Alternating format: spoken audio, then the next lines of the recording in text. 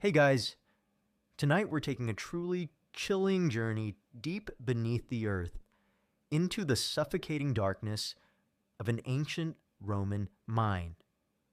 To uncover the brutal life of a salt miner in the Roman Empire, forget the grand colosseums and the impressive aqueducts. The prosperity of Rome was built not just on conquest and engineering, but on the anonymous suffering of countless individuals condemned to extract vital resources. You're about to discover a life of unimaginable hardship, perpetual danger, and an almost certain early death, where the very substance you mined, salt, became an instrument of your torment. Frankly, you probably wouldn't survive the first day in the depths of a Roman salt mine without wishing for a quick end. So before you get comfortable, take a moment to like the video and subscribe, but only if you genuinely enjoy what I do here. Tell me, where in the world are you tuning in from? And what time is it for you right now? Dim the lights, maybe turn on a fan for that soft background hum, and let's ease into tonight's journey together. You find yourself suddenly standing, not in the sunlit world, but at the mouth of a dark, gaping hole in the earth, somewhere in the vast Roman Empire, perhaps in the salt mines of Sicily or the Balkans, around the 1st or 2nd century CE. The air is cold, heavy, and carries a faint, acrid smell that hints at the mineral depths below. You are a person, once free or perhaps already a slave, but your life has just taken a catastrophic turn. You have been condemned, and with that condemnation, your nightmare truly begins. The reasons why someone would be condemned to a Roman salt mine were varied, but all led to a shared, brutal fate. The majority of salt miners were slaves, individuals captured in conquest, bought from slave markets, or born into servitude. For them, the salt mine was simply another, more extreme, form of exploitation, a place where their lives were literally worked away for the profit of their owners and the Roman state. Imagine being born into this reality, knowing your entire existence was destined for the dark, suffocating depths. However, a significant number of salt miners were also condemned criminals damnati ad metalla. Instead of a swift execution or a lesser punishment, those who committed serious crimes, from major theft to rebellion, or even offenses against the emperor, could be sentenced to the mines. This was considered a fate worse than death by many, a slow, agonizing demise inflicted by endless labor and brutal conditions. Imagine a judge with a stern face pronouncing your sentence, sealing your fate to a living tomb. It truly sucked to have your justice be a death sentence delivered by a pickaxe. Even more tragically, some individuals could be condemned to the mines for political offenses, or simply because they were Christian during periods of persecution. These enemies of the state, or enemies of the gods, were sent to the mines as a particularly harsh form of imprisonment, designed to break their spirit and eventually their bodies through relentless toil. For them, the mine was a brutal form of ideological purification or slow torture. The Roman state's reliance on salt mines, and the labor within them, was immense. Salt was not merely a seasoning, it was a vital commodity for the entire Roman Empire. It was essential for preserving food meat, fish, vegetables in an age without refrigeration, allowing for the sustenance of vast armies and urban populations. It was used in curing hides, in various industrial processes, and even as a form of currency. The word salary comes from salarium, meaning salt money given to Roman soldiers. The demand for salt was constant, insatiable, and critical to the very functioning of the empire's economy and military. This immense demand drove the brutal exploitation of its miners. For those condemned, there was no appeal, no mercy. Once sentenced, Your identity as a free person, or even a domestic slave with some semblance of normal life, was stripped away. You became a servus pienae, a slave of punishment, effectively owned by the state or the mine contractor, with no rights, no hope of release, and no means of escape. Your life was now entirely dictated by the merciless demands of salt extraction. The journey to the mine itself, often located in remote, desolate regions, would have been a prelude to the horrors that awaited. You would be transported, often in chains, alongside other condemned souls, under the watchful eyes of armed guards. This journey could take weeks or months, exposing you to hunger, thirst, and the elements, ensuring you arrived at the mine already weakened and demoralized. One common misconception is that all Roman mines, including salt mines, were entirely operated by slaves. While slaves certainly formed the backbone of the workforce, particularly in the most dangerous and unpleasant mines, some mines also employed condemned criminals damnati ad metallo as a form of capital punishment, as well as free laborers who were desperate enough to accept the abysmal wages and horrific conditions. However, even these free laborers often lived and worked under conditions virtually indistinguishable from slavery, bound by debt and the omnipresent threat of brutal discipline. Historians still meticulously study legal codes, administrative documents, and archaeological findings from various Roman mines to understand the precise composition of their labor forces and the varying degrees of coercion applied. Furthermore, the very act of condemning individuals to the salt mines reflected a chilling aspect of Roman justice. It was a punishment designed for its prolonged suffering, its slow, agonizing death, and its complete erasure of the condemned individual from society. Unlike a swift execution, which granted a moment of finality, the salt mine offered a living death, a perpetual torment that served as a stark warning to all who might defy Rome. This deliberate cruelty underscored the value placed on salt and the utter disposability of human life.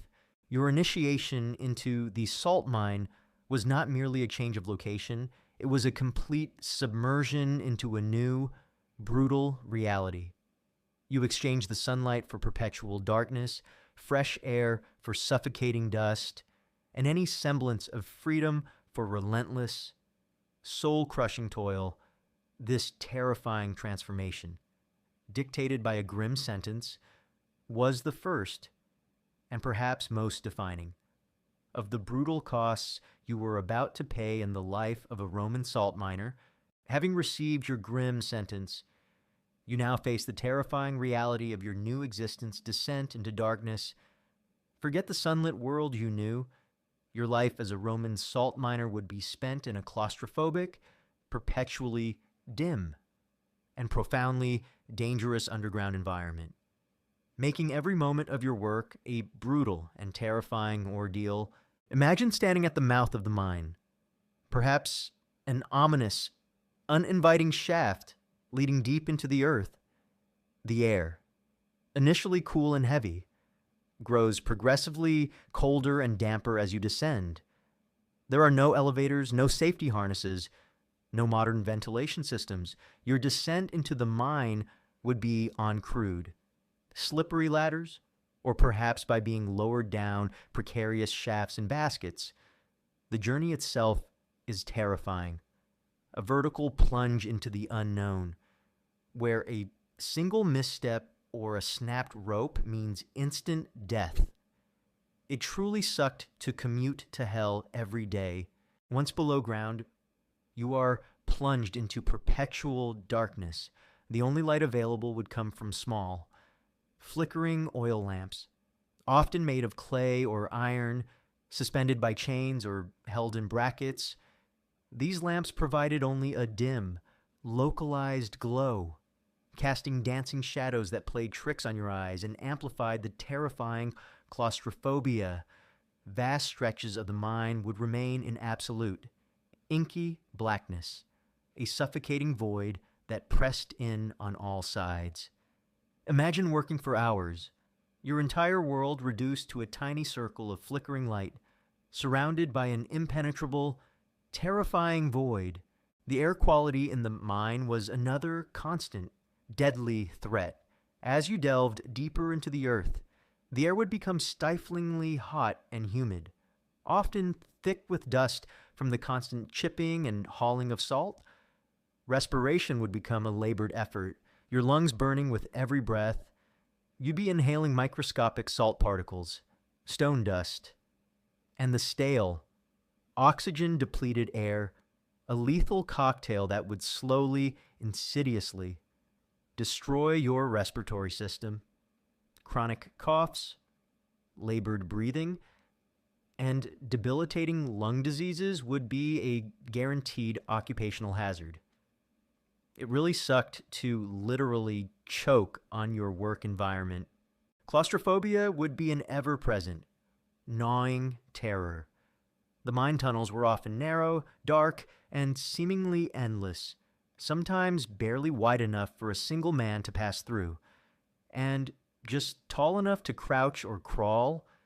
Imagine working for hours in these cramped, oppressive spaces, surrounded by rock on all sides, the weight of the earth pressing down above you, with no way to escape the crushing feeling of confinement. For many, this psychological torment would be as brutal as the physical labor, inducing panic attacks and a pervasive sense of being buried alive. The humidity and dampness of the mine environment would be pervasive. Water would constantly seep through the rock, dripping from the ceiling, collecting in pools on the floor. This dampness, combined with the extreme temperatures, hot or cold, depending on the mine's depth and location, would lead to skin infections, fungal diseases, and a perpetual chill that seeped into your bones. The constant moisture also made the mine surfaces slippery, increasing the risk of falls and accidents in the already treacherous darkness. Furthermore, the very nature of underground mining meant a constant threat of toxic gases, pockets of natural gas methane, carbon monoxide, or other deadly fumes could accumulate in unventilated shafts and tunnels. These gases were odorless and invisible, making them insidious killers. A sudden rush of gas could overcome an entire work gang, leaving them suffocating and dying before they even knew what was happening. Roman engineers had rudimentary ventilation systems, often relying on air shafts or bellows, but these were rarely fully effective in deeper, more complex mines, leaving miners perpetually at risk of silent, gaseous death. It really sucked to be poisoned by the air you breathe. The noise in the mine would be immense and constant, adding to the sensory assault, the rhythmic clang of pickaxes hitting rock, the scraping of shovels, the creak of wooden supports, the distant groans of struggling men, all amplified by the enclosed space, creating a cacophony that would pound at your ears and contribute to a pervasive sense of disorientation. This constant, echoing din, coupled with the perpetual darkness and suffocating air, would transform the mine into a terrifying sensory deprivation chamber combined with a relentless industrial nightmare. One common misconception is that all Roman mines were well-engineered and relatively safe, while Roman engineers were highly skilled. The primary focus was on extraction efficiency, not worker safety. Mines were often dug quickly and crudely, especially in earlier periods or for less valuable minerals, leading to dangerous conditions. Accidents were common, and human life was largely considered expendable. Historians still meticulously study archaeological remains of ancient Roman mines, analyzing their layout, support structures, and the presence of human remains to understand the precise dangers and construction methods. often finding evidence of rushed, dangerous practices. The psychological toll of living in such horrifying conditions cannot be overstated. You were constantly surrounded by darkness, suffocating air, and the omnipresent threat of death from multiple, unseen sources. This continuous exposure to extreme danger and physical discomfort, combined with the complete isolation from the outside world, would break spirits, leading to deep despair, mental deterioration, and a pervasive sense of hopelessness. Your existence was a perpetual battle against the very earth itself, turning you into a spectral inhabitant of a living tomb. So, your daily life as a Roman salt miner was fundamentally defined by your descent into darkness, the claustrophobic tunnels, the perpetually dim light, the stifling air thick with dust, the pervasive dampness, and the silent threat of toxic gases, all combined to create a profoundly brutal and terrifying environment. This relentless physical and psychological torment deep underground was a constant reminder of the horrific sentence you had been given, ensuring that every chunk of salt extracted was paid for with sweat, fear, and shattered lives, even as you struggled against the suffocating darkness and the perilous air of the mine. Your life as a Roman salt miner was fundamentally defined by the relentless, back-breaking labor itself. Forget sophisticated machinery or ergonomic tools. You were a human machine, forced to perform incredibly dangerous and physically destructive tasks hour after hour, day after day, making your contribution to Rome's prosperity a truly brutal human cost. Imagine your daily routine, a ceaseless cycle of exhaustion from the moment you descended into the mine shaft until you were finally permitted to climb out. Hours later, you weren't merely collecting salt, you were engaged in every conceivable form of manual labor, often without proper safety measures or adequate tools, in conditions that defied human endurance. Your primary tool would be a simple pickaxe or hammer and chisel. Imagine the rhythmic clang of metal against rock, echoing endlessly in the confined tunnels. You would hack away at the salt veins, chipping off chunks, your muscles burning with every swing, your hands blistering and raw from the constant friction. This was a monotonous, physically destructive task that demanded every ounce of your strength and stamina. It truly sucked to be a human mining machine. Once the salt was chipped free, the next challenge was transportation. Imagine large, heavy chunks of raw salt, sometimes weighing dozens of pounds, deep within the mine. There were no conveyor belts, no carts pulled by animals in the narrow shafts. Your transport was your own body. You and your fellow miners would load the salt into wicker baskets or leather sacks, then carry them on your backs, or drag them along the uneven, rocky floor. This meant navigating treacherous tunnels, often on hands and knees, through low passages where you could barely crawl, or up steep, slippery inclines. The weight would dig into your shoulders, strain your spine, and leave your legs trembling from exertion.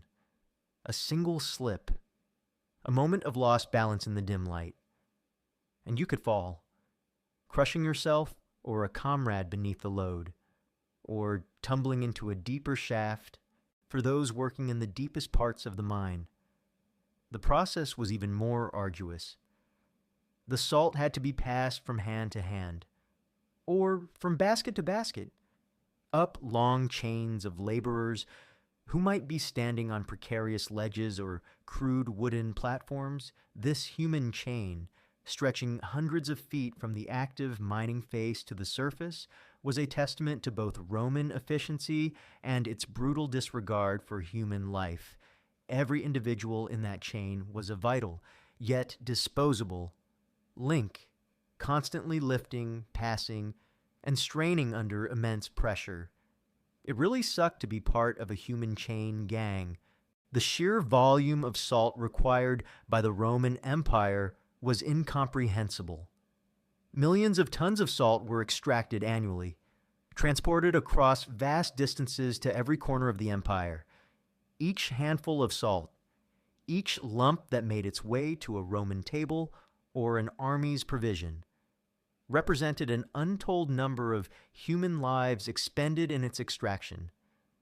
Your individual contribution, a few baskets of salt a day, might seem tiny, but when multiplied by thousands of laborers over years, it became a mountain of human suffering, buried deep within the earth, working in the perpetual darkness, often lit only by small, flickering oil lamps, added another layer of difficulty and danger. The dim light limited your visibility, increasing the risk of accidents. Shadows played tricks on your eyes, making it harder to discern loose rocks, treacherous footing, or the movements of your comrades. Your senses would become dulled by the constant exertion, heat, and poor air quality, further impairing your ability to work safely. Safety measures were practically non-existent. There were no hard hats, no protective eyewear, no safety harnesses, no reinforced tunnels as we know them today. Mine shafts were often dug quickly and crudely, relying on rudimentary wooden supports that were prone to collapse. You worked with the constant awareness that the earth itself could shift, that a tunnel could cave in, or that a falling rock could end your life in an instant.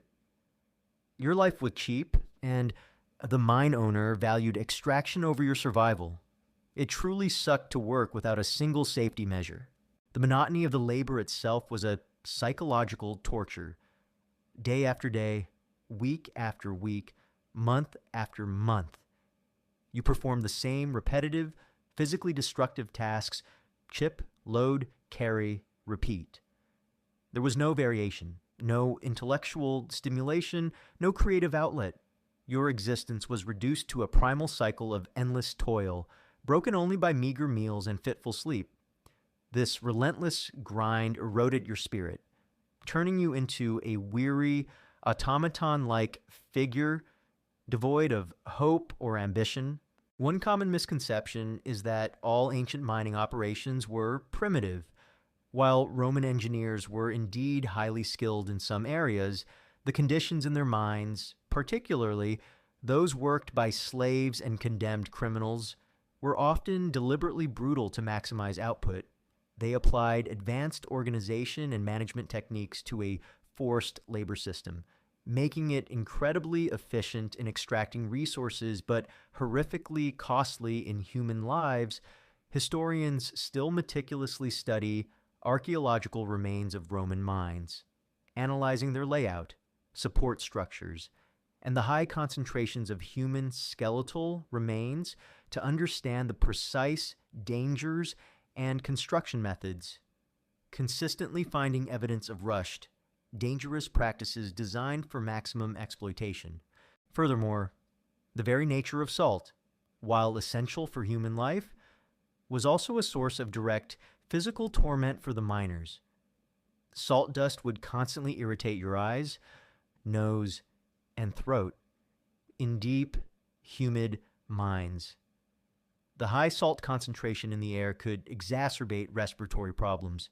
The constant contact with salt could cause painful skin irritations, open wounds, and accelerate the drying and cracking of your hands and feet.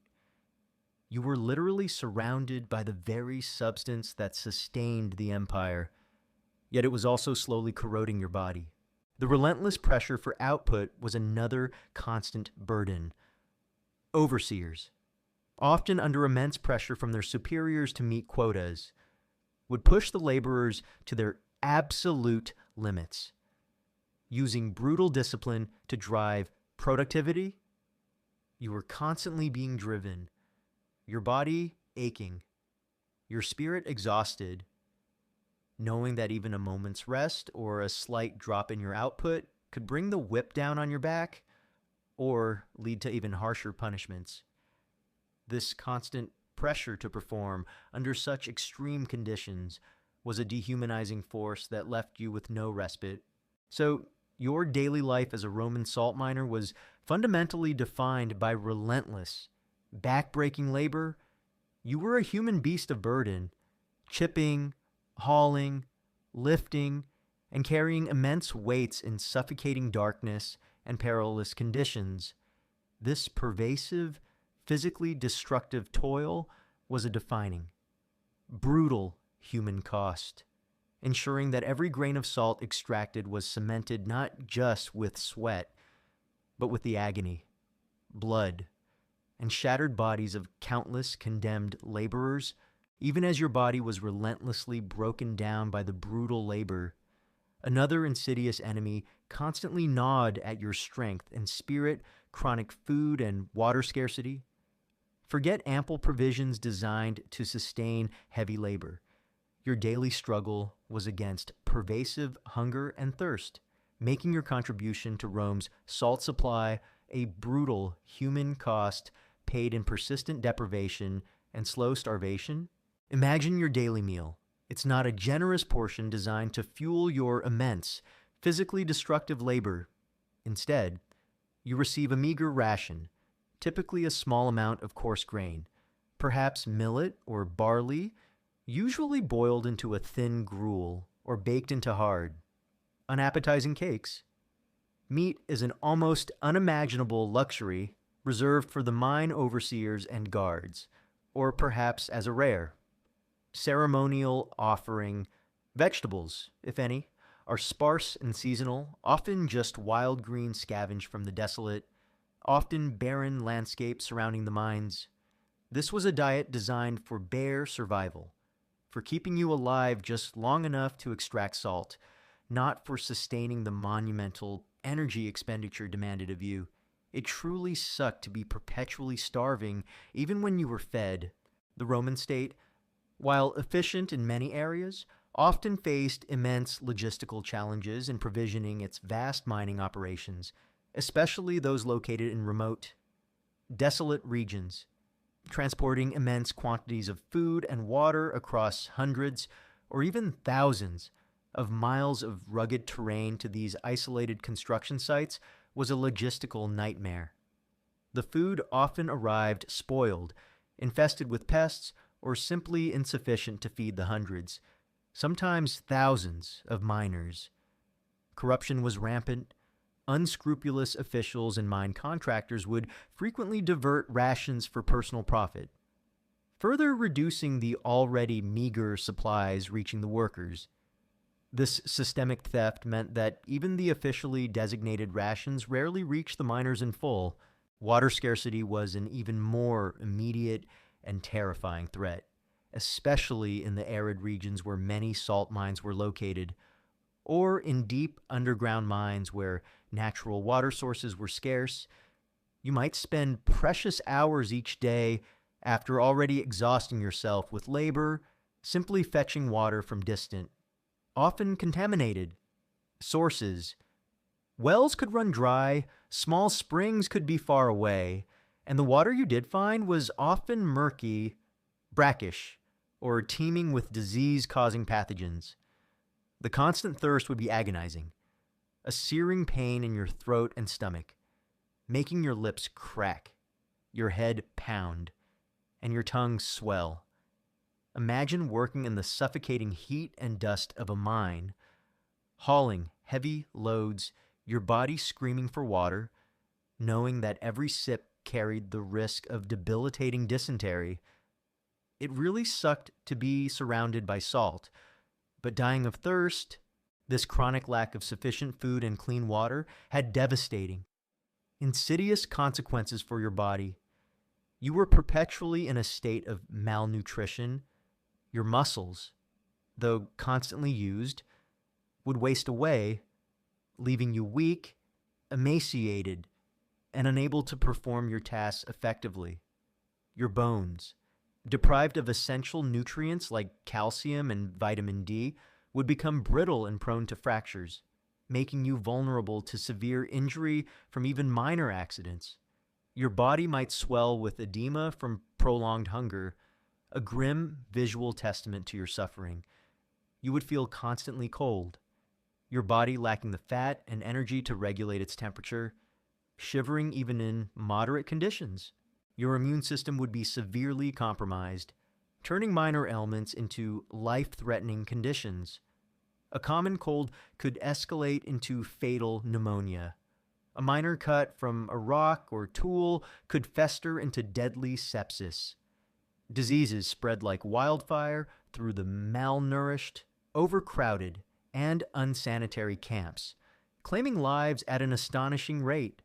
The lack of adequate food literally left your body defenseless against the pervasive sickness, creating a vicious cycle where malnutrition led to illness. And illness further prevented you from working or consuming what little food was available. The psychological toll of perpetual hunger and thirst was immense. It eroded your spirit, dulled your mind, and reduced your existence to a primal obsession with the next meal, the next sip of water, the constant gnawing ache in your stomach, the parched dryness of your mouth would consume your thoughts, leaving little room for anything else beyond basic survival instincts. This state of chronic deprivation would turn you into a listless, desperate shell of your former self, often leading to a profound sense of hopelessness and apathy, a mental escape from the relentless physical torment. One common misconception is that all slaves or condemned laborers were simply starved to death. While outright starvation was a real risk, the goal of the mine owners or the state was often to keep you just alive enough to work.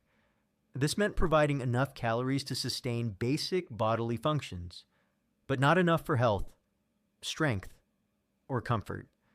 This controlled deprivation was a deliberate strategy to maximize labor output while minimizing costs, rather than simply killing you quickly. Historians still meticulously study archaeological evidence from Roman mines, including human skeletal remains, which show signs of chronic malnutrition and disease and remnants of food supplies. To understand the precise dietary conditions and their impact on the health and mortality of miners, furthermore, the very nature of salt, the substance you mined, could exacerbate your thirst. Working in an environment saturated with salt dust, your body would constantly crave water to flush out the excess sodium, making the limited, often contaminated, water supplies even more agonizingly insufficient.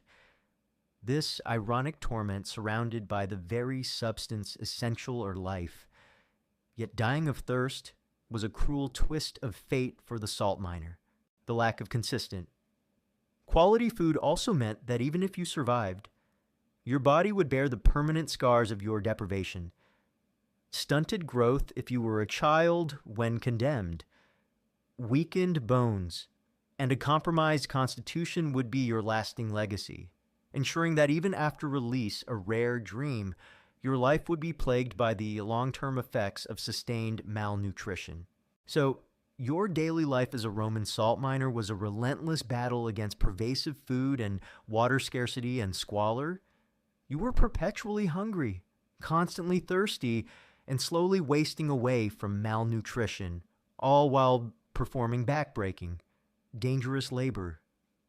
This deliberate or unavoidable deprivation was a defining, brutal human cost, ensuring that every grain of salt extracted from the earth was paid for not just with sweat and blood, but with the pervasive agony of persistent hunger and the quiet despair of constant thirst, etched into your very being, even as your body wasted away from hunger and thirst and struggled in the suffocating darkness of the mine. Your life as a Roman salt miner was ultimately dominated by another pervasive and insidious force, brutal discipline, enforced by the cruel overseer's whip. Forget any semblance of human rights or compassionate management. You were a disposable unit of labor, driven by fear and pain, making your daily existence a brutal human cost paid in constant subjugation and physical torment. Imagine the constant, gnawing fear that permeated every single moment of your day. From the moment you were roused from your fitful sleep in your cramped, filthy shelter until you finally collapsed back onto your hard bed, hours later, your overseers, typically Roman soldiers, brutal freedmen, or seasoned, merciless slaves, prowled the mine tunnels and the work areas outside. They were armed with whips, cudgels, or heavy vine staffs vitus, and they wielded these instruments of punishment without hesitation, without mercy, and with chilling regularity. Their primary goal was not your welfare, your health, or your survival. It was the unyielding, maximized extraction of salt for the profit of their owners and the Roman state. Any perceived laziness, slowness in your work, an error in judgment, or even the slightest act of defiance would be met with swift, agonizing physical punishment. You learn to keep your head down, your back bent, and your hands moving relentlessly, lest the sharp crack of the whip find your skin. It truly sucked to be perpetually afraid of your boss, especially when he was trying to break your bones. The forms of punishment were varied and designed to be both physically excruciating and publicly humiliating, serving as a stark warning to others.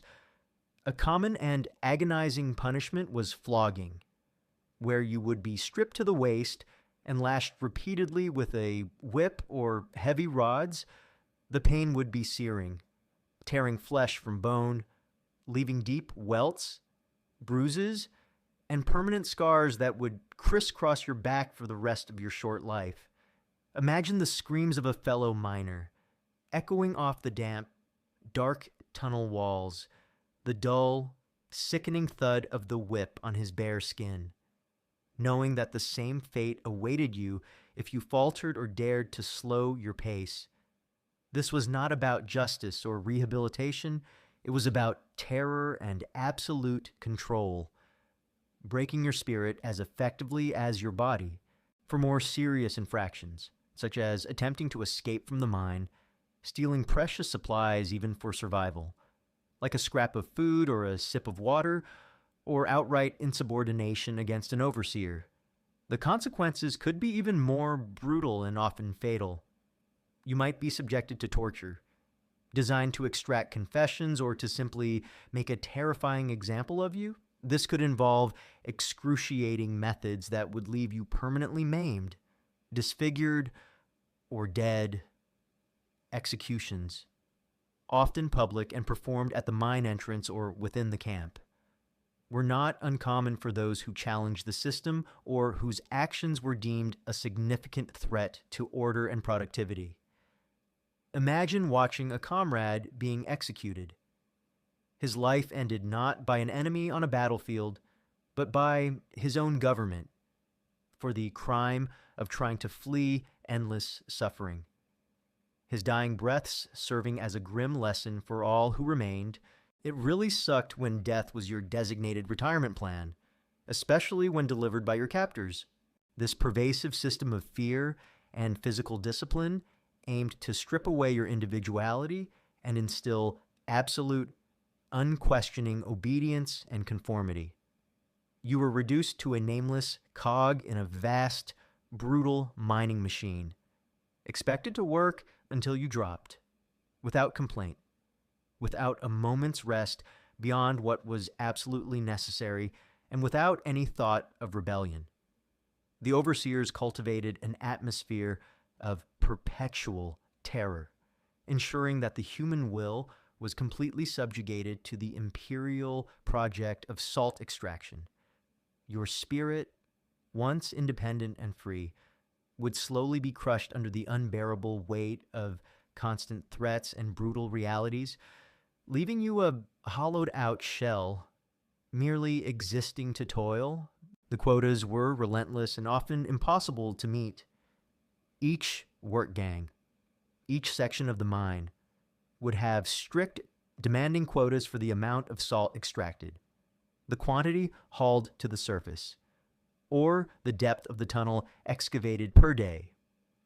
Failure to meet these quotas, regardless of your exhaustion, your illness, or the sheer impossibility of the task given the tools and conditions, would result in immediate and often collective punishment. This could mean a reduction in your already meager rations, a mass flogging for the entire gang, or additional hours of brutal, unpaid labor. This constant pressure forced you to push yourself and your comrades to the absolute physical and mental brink, fostering a desperate competition for survival among the miners themselves rather than camaraderie. It truly sucked to be punished for things you couldn't possibly control, like the hardness of the rock or your own failing body. One common misconception is that Roman mines, like all ancient labor sites, were simply chaotic and disorganized. While the conditions were undeniably horrific, the Romans were masters of organization and efficiency, even in their exploitation. The discipline in the mines was often meticulously structured, with clear hierarchies of overseers and a well-defined system of rewards, rarely, and punishments frequently to maximize output. They applied their advanced administrative and engineering skills to create a system that was incredibly efficient at extracting resources, but horrifically costly in human lives. Historians still meticulously study legal codes related to mining, administrative documents detailing mine operations, and archaeological evidence from actual Roman mines to understand the precise mechanisms of this brutal discipline and its impact on the labor force. Consistently finding evidence that confirms its pervasive and systematic nature. Furthermore, the very physical environment of the mine amplified the effectiveness of this discipline. In the confined, dark tunnels, there was literally nowhere to hide from the overseer's gaze or the reach of his whip. The constant echoes would carry the screams of the punished, serving as a chilling auditory reminder to everyone nearby. This constant scrutiny, combined with the omnipresent threat of physical pain, ensured that you were always performing at your peak, regardless of your personal exhaustion or internal pain, leaving you with no respite. The sheer dehumanization inherent in this system of discipline cannot be overstated. You were not a citizen, not even truly a valued slave, in the sense that a domestic slave might be. You were a servus poenae, a slave of punishment, a body to be used, broken, and discarded as needed. Your pain, your suffering, your eventual death, these were mere statistics in the grand imperial ledger, insignificant against the backdrop of the colossal profits generated by salt extraction. This deliberate stripping away of human dignity, this reduction to a mere physical unit of labor, was perhaps the most terrible cost of all, endured with every disciplined swing of your pickaxe and every brutal lash. The constant fear eroded your spirit, leaving you perpetually vigilant, perpetually subservient, and perpetually miserable, knowing your entire existence was defined by the extraction of salt under duress. So, your daily life as a Roman salt miner was not just about physical labor or battling the elements. It was a perpetual nightmare of iron discipline enforced by the cruel whip, the constant fear of physical punishment, the public humiliation, the sheer physical agony, and the ultimate threat of death for any perceived failure ensured your absolute submission. This relentless, dehumanizing subjugation was a defining, brutal human cost, ensuring that every chunk of salt extracted from the earth was cemented not just with sweat, but with the pervasive fear, blood, and shattered spirits of countless condemned laborers. Even as your body was systematically broken down by the relentless labor and brutal discipline, and your spirit withered from hunger and thirst, your life as a Roman salt miner inflicted yet another insidious torment, physical decay brought on by the very salt you mined. Forget a healthy, robust physique. your body would slowly succumb to unique and devastating health consequences, making your existence profoundly brutal. Imagine working day in and day out, not just in dirt and dust, but in an environment saturated with salt. The air in the mine tunnels would be thick with salt dust and fine salt particles, constantly irritating your eyes, nose, throat, and lungs. Every breath you took, every gulp of air, brought these corrosive particles deeper into your respiratory system. This constant inhalation would lead to severe and chronic respiratory problems persistent. Hacking coughs, chronic bronchitis, labored breathing, and, over time, debilitating lung diseases akin to pneumoconiosis, black lung disease in coal miners, but caused by salt. Your lungs would slowly fill with these particles, hardening and making it increasingly difficult to breathe, literally suffocating you from the inside out. It truly sucked to have the air you breathed kill you slowly. Your skin would suffer immensely. The constant contact with raw salt, combined with sweat, would lead to severe irritation, rashes, and open sores. Imagine cuts and abrasions from the sharp rocks and tools, now constantly exposed to and irritated by salt. These open wounds would be slow to heal, prone to persistent infection, and incredibly painful.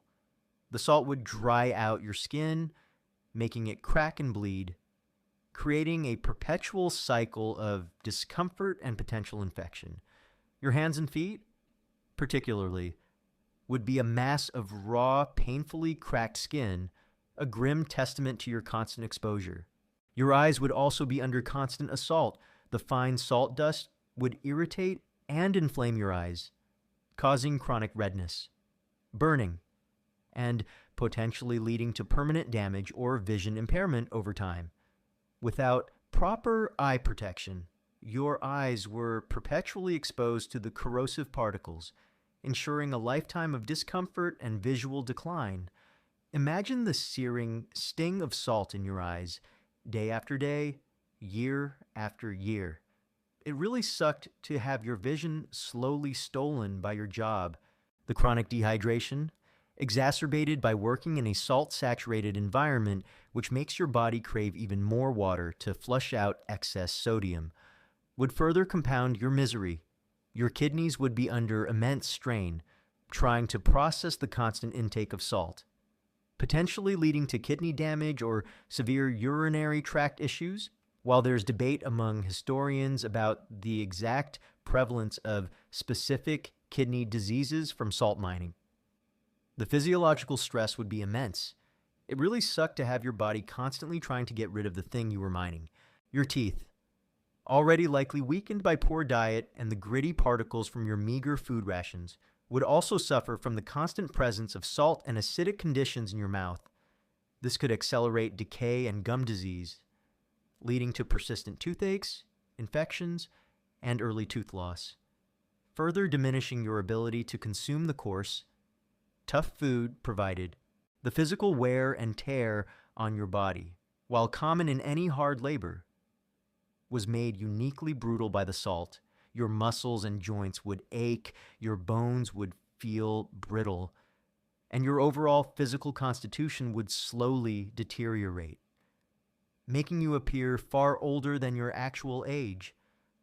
The combination of chronic illness, relentless labor, and the specific corrosive effects of salt would lead to accelerated aging and premature death.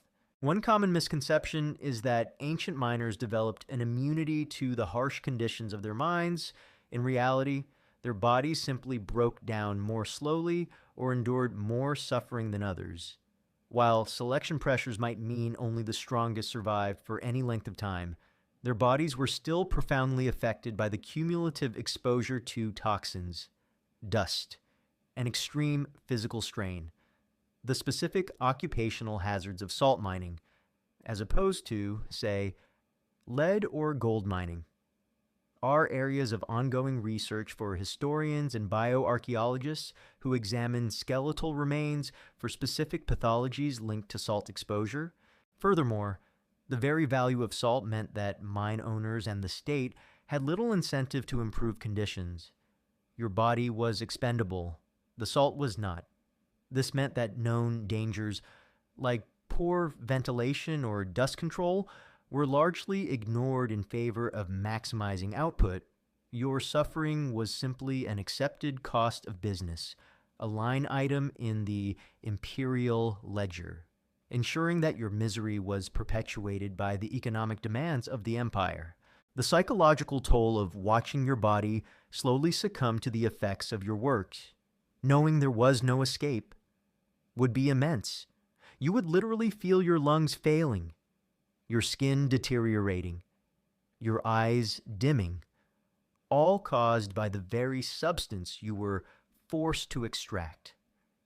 This slow, agonizing decay, combined with the hopelessness of your situation, would lead to profound despair, a silent testament to the salt's true human cost. So, your life as a Roman salt miner was profoundly brutal due to the insidious, long-term physical decay caused by the very salt you mined, the constant inhalation of salt dust, the corrosive irritation of your skin and eyes, and the systemic strain on your internal organs ensured that your body was slowly, relentlessly consumed by your work, making every lump of salt a grim testament to your suffering, even as your body slowly decayed from the relentless effects of salt and labor, and your spirit withered from discipline and deprivation. Your existence as a Roman salt miner was perpetually threatened by more immediate and violent dangers, accidents, and death. Forget the illusion of safety.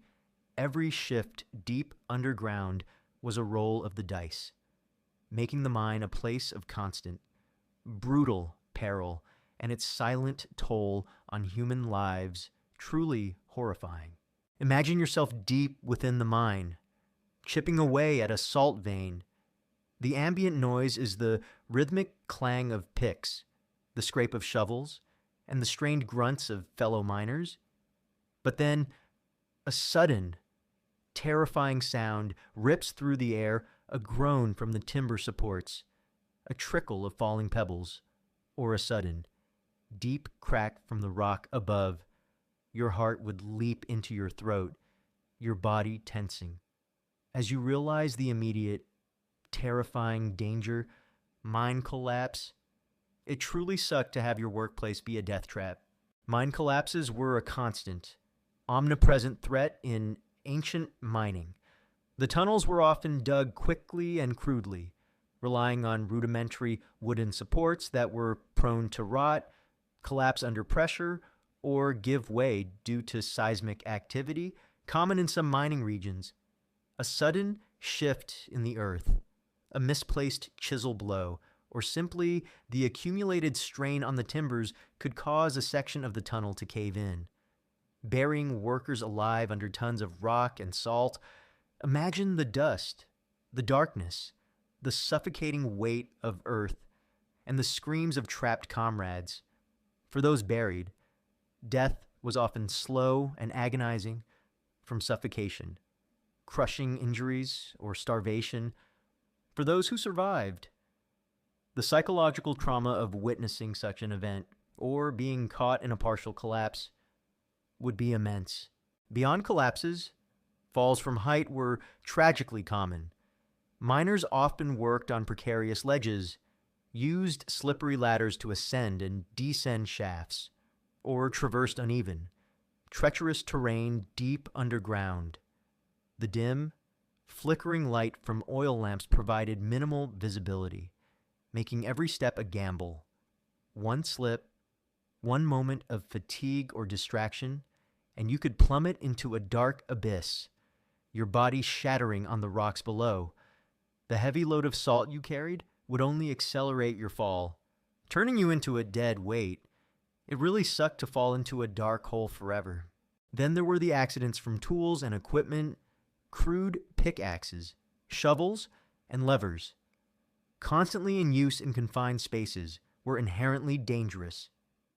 A slipped pickaxe could gash a leg or sever a finger. A heavy bucket of salt being hauled up a shaft could detach and come crashing down, pulverizing anything in its path. The lack of safety protocols meant that even minor equipment failures could lead to severe, life-threatening injuries without proper medical care. Such injuries often led to agonizing infection and death. The presence of toxic gases was a silent, invisible killer, adding another layer of terror to the mine's dangers. Pockets of natural gas like methane, carbon monoxide, or other deadly fumes could accumulate in unventilated shafts and tunnels. These gases were often odorless and colorless, giving no warning. A sudden rush of gas could overcome an entire work gang, leaving them suffocating and dying before they even knew what was happening. Roman engineers had rudimentary ventilation systems, often relying on air shafts or bellows, but these were rarely fully effective in deeper, more complex mines, leaving miners perpetually at risk of silent, gaseous death. It truly sucked to die from invisible air.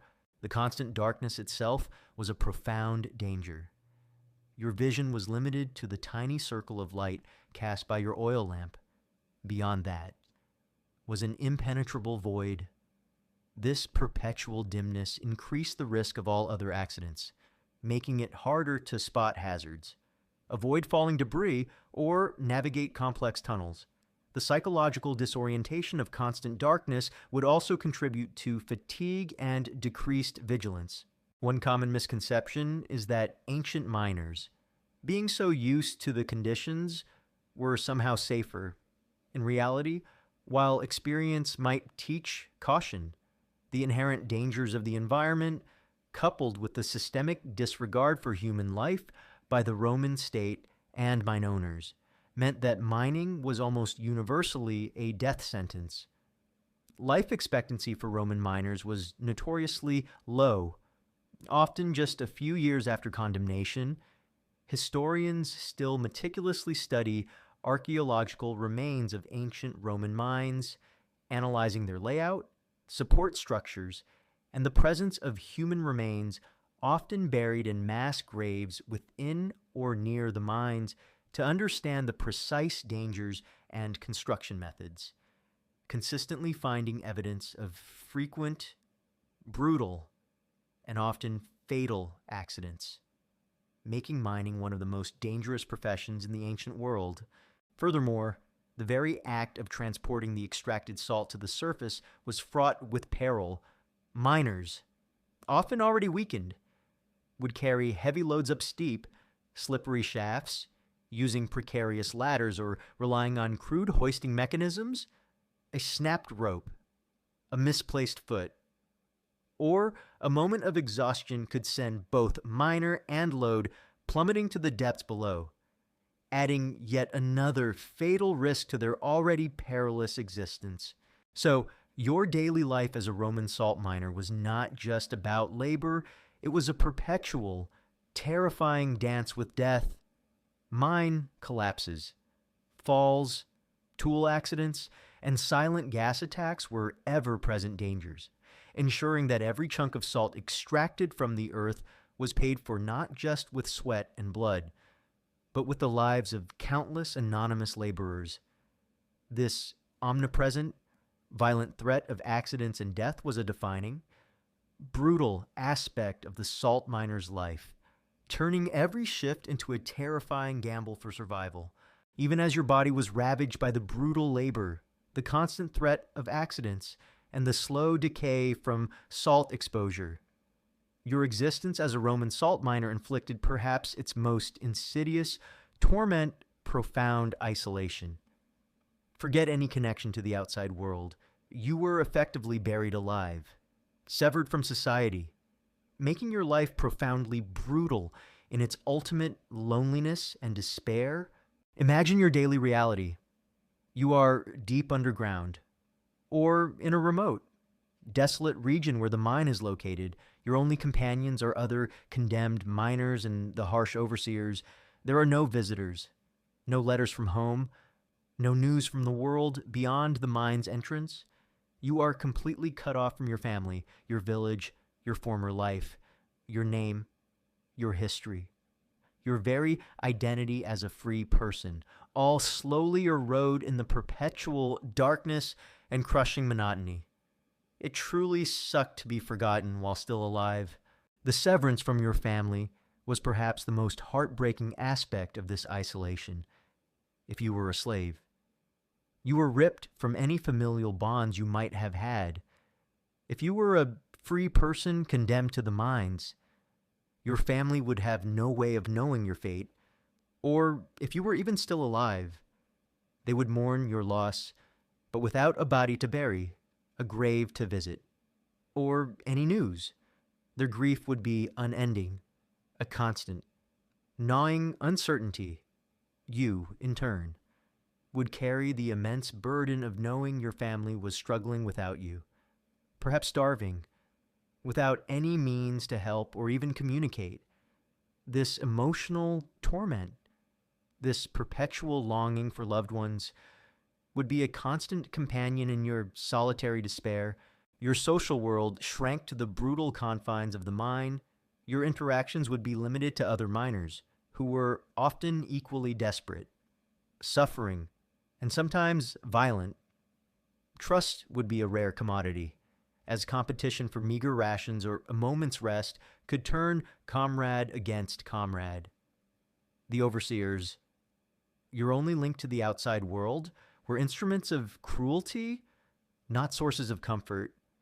This created a suffocating environment where genuine human connection was almost impossible to forge or maintain. You were a prisoner, not just of the physical mine, but of a total institution that sought to erase your former identity. Your personal possessions would have been taken. Your name might be replaced with a number or a simple identifier. Your days were utterly consumed by forced labor, leaving no time or energy for personal reflection, leisure, or any activities that might connect you to your past. This systemic dehumanization further deepened your isolation, turning you into a functional automaton. It really sucked to lose yourself underground. The very landscape around the mines often reinforced this isolation. Roman salt mines were frequently located in remote, inhospitable regions, far from major cities or populated areas. This was partly for security, to prevent escape, and partly due to the geological location of salt deposits. Imagine vast empty plains, rugged mountains, or desolate deserts stretching for miles around your prison. Escape, even if you miraculously survived the mine itself, would mean facing a deadly, unforgiving wilderness with no familiar landmarks or paths to guide you home. This physical isolation cemented your confinement. One common misconception is that all condemned Roman laborers were kept in the same type of prison. In reality, Roman penal servitude varied greatly. Mines ad metalla were considered among the harshest forms of punishment. Distinct from simple imprisonment, carcer or agricultural servitude, servetus poenae on farms, precisely because of their extreme isolation, physical demands, and high mortality rates. This distinction highlights the deliberate nature of the isolation imposed on miners as a form of prolonged, agonizing punishment. Historians still meticulously study Roman legal texts and archaeological remains of various penal sites to understand the precise hierarchies of Roman punishment and the unique horrors of different forms of forced labor. Furthermore, the lack of any external advocacy or oversight exacerbated your isolation. There were no human rights organizations, no legal aid, no impartial observers to report on the horrific conditions. Your suffering was largely invisible to the wider Roman world, known only to those who profited from it. This meant that the abuses, the deaths, and the daily miseries could continue unchecked, hidden from public scrutiny. allowing your isolation to become a silent, pervasive form of societal abandonment. The psychological toll of this profound isolation was immense. You would grapple with crushing loneliness, despair, and a profound sense of abandonment. Your mind might retreat into itself, seeking refuge in fading memories of a past life, or succumbing to the bleak reality of your present. The complete severance from human connection, the absence of love, empathy, or even simple conversation, would wither your spirit, transforming your body into a living shell, animated only by the relentless demands of labor. So, your life as a Roman salt miner was profoundly brutal due to its pervasive and inescapable isolation. You were buried alive, separated from your family, cut off from society, and left to toil in a world of darkness and despair. This profound loneliness, this complete severance from human connection, was a defining, soul-crushing torment, ensuring that every grain of salt extracted was not just a product of labor and pain, but a silent testament to a life utterly forgotten by the world above, even as your body wasted away from labor, hunger, and disease, and your spirit was crushed by brutal discipline and profound isolation. Your ultimate fate as a Roman salt miner was sealed by a terrifying, inescapable reality, a life without hope, with no true escape, and no end to your suffering beyond death itself. Forget dreams of freedom or a return to a normal life. For you, a sentence to the salt mines was a living death, a perpetual torment that made your existence profoundly brutal. Imagine the crushing weight of hopelessness that would settle upon you day after day in the suffocating darkness of the mine. Unlike other forms of slavery, where there might be a faint hope of manumission, being freed by your master, or running away to a new life, the salt mines offered virtually no such avenues for escape. You were a servus poenae, a slave of punishment, bound by a sentence that was often for life, or for a period so long that it amounted to a death sentence. The law offered no mercy, and the mine owners offered no compassion. It truly sucked to be condemned without parole. The very geography of the mines often reinforced this inescapable fate, as we discussed. Many Roman salt mines were located in remote, desolate regions, far from major cities, populated areas, or established trade routes. This physical isolation made escape incredibly difficult. If you somehow managed to break free from the guards, you would face a vast, unforgiving wilderness, scorching deserts, treacherous mountains, or barren plains with no food, no water, and no knowledge of how to reach civilization. The chances of dying from exposure, starvation, or wild animals were astronomically high, often far worse than the immediate dangers of the mine itself. Your prison had no discernible walls, yet it was inescapable. The discipline system also ensured that escape was nearly impossible. Miners were often chained, especially during transport or when working in groups. Armed guards were omnipresent, patrolling the tunnels and the camp perimeter, constantly vigilant for any sign of defiance or attempted flight. The brutal punishments for escape attempts, often public executions or severe mutilation, served as terrifying deterrents, crushing any spark of hope for freedom that might flicker in a desperate soul. Imagine watching a fellow miner, caught attempting to flee, being flayed or crucified as a grim lesson to all. It really sucked when hoping for freedom meant a brutal death. For those who were condemned criminals, their sentence to the mines was explicitly a form of slow execution. The Roman state chose the mines not just for their labor, but for their ability to inflict prolonged, agonizing suffering that would gradually break the body and spirit, This was a deliberate policy of calculated cruelty, designed to exact the maximum penalty over time, ensuring that your death was not a quick end, but a drawn-out, miserable process. You were a living symbol of Rome's unforgiving justice, a testament to the consequences of defying the empire. There was also no path to manumission for servi poenae, unlike domestic or agricultural slaves, who might earn their freedom through loyal service. A slave of punishment was essentially a condemned person. Their purpose was to suffer and to produce. Their labor was their punishment, and there was no mechanism, no amount of salt extracted, that could buy them freedom.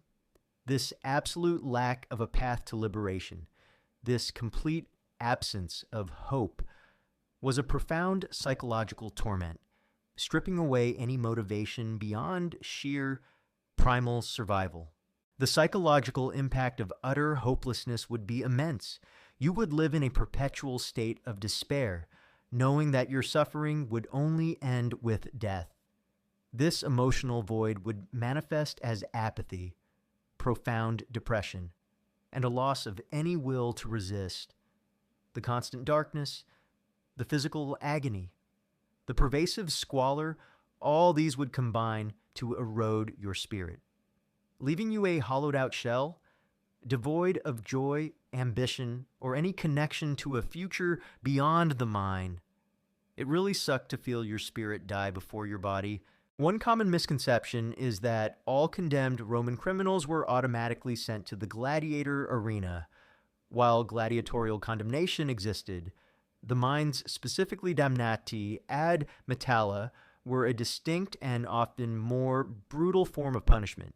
Particularly for non-gladiatorial crimes, the mines offered a slower, more prolonged form of suffering than the often swift death of the arena, and were considered a fate of ultimate degradation. Historians still meticulously study Roman legal codes and penal practices, often finding explicit distinctions between various forms of forced labor and capital punishment, confirming the salt mines as a unique category of particularly harsh sentencing. Furthermore, the very concept of time would become distorted in the mines. Days would bleed into weeks, weeks into months, all marked by the same monotonous labor, the same cycle of hunger and exhaustion, without a future to look forward to or a past to return to. Time itself would become a form of torment, an endless progression of suffering with no discernible end in sight.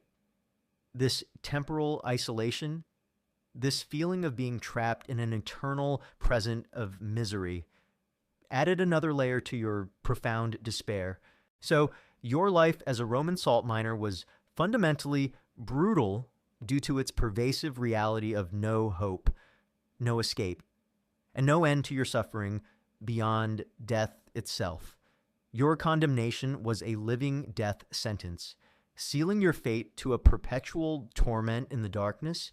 This absolute lack of freedom, this constant awareness of your inescapable doom, was a defining, soul-crushing burden, ensuring that every grain of salt extracted from the earth was not just a product of labor and pain, but a chilling testament to a life utterly devoid of solace, purpose, or a peaceful end. You've journeyed through the dark, suffocating tunnels, endured the relentless, back-breaking labor, suffered the gnawing pangs of hunger and thirst, felt the sting of the overseer's whip, struggled against the corrosive effects of salt on your body, faced the constant threat of accidents and collapses, and withered under the profound weight of isolation and hopelessness. As the distant echoes of pickaxes fade and the phantom taste of salt dust finally dissipates from your senses, a profound, chilling truth settles upon you. The life of a salt miner in the Roman Empire was not merely difficult, it was a testament to unimaginable suffering, an existence defined by sheer brutality, and a silent, anonymous sacrifice for the glory and prosperity of Rome. Consider the absolute dehumanization that defined every single moment of your existence.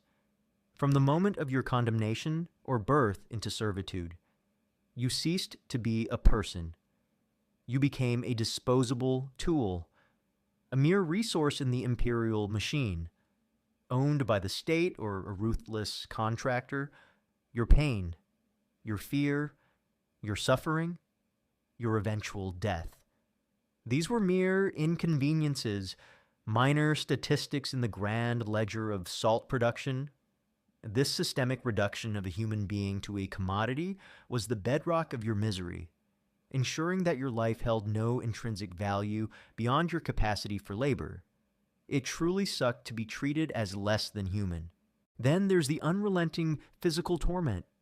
Your body, designed for life under the sun, was forced into perpetual darkness, battling stifling air thick with dust and toxic gases. You endured constant, brutal labor, chipping, hauling, lifting that pushed every muscle, every bone, every joint to its breaking point.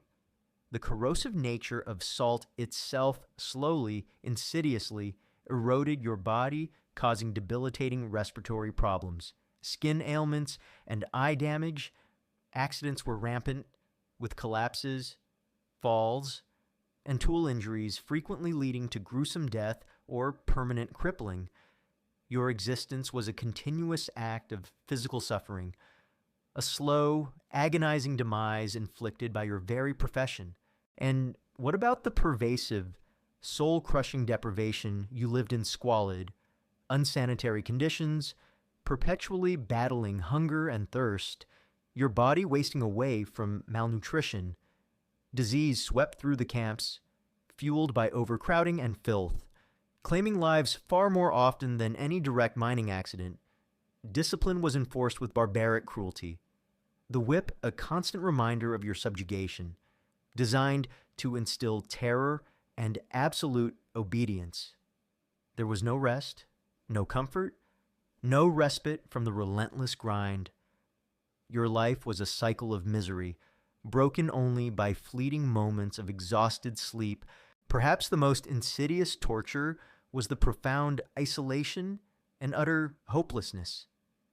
You were buried alive, severed from your family, your community, and any semblance of the outside world. There was no communication, no escape, no path to freedom, and no end to your suffering beyond death itself. Your condemnation was a living death sentence, sealing your fate to a perpetual torment in the darkness.